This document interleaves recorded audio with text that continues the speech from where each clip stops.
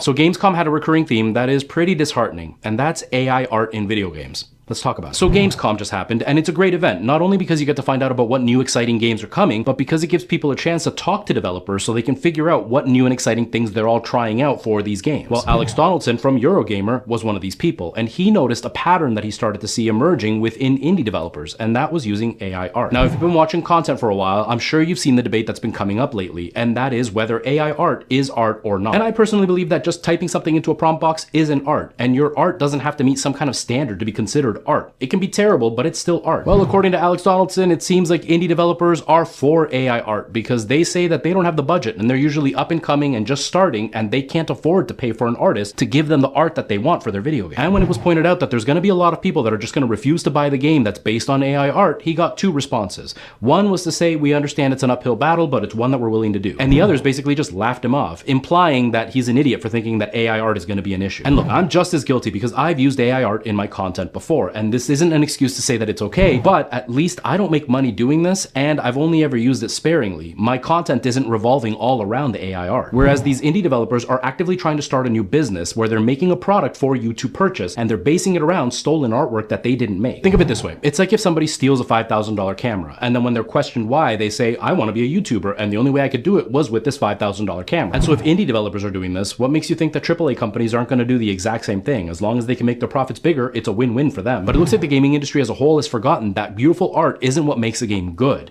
Look at something like Undertale. Objectively, the game does not have great art, but it is such a fun game and a well-made game that that art is now something that is endearing to us and is now tied with this video game. But indie developers and AAA companies are going to be going down this path whether we like it or not, and it looks like AI art is here to stay.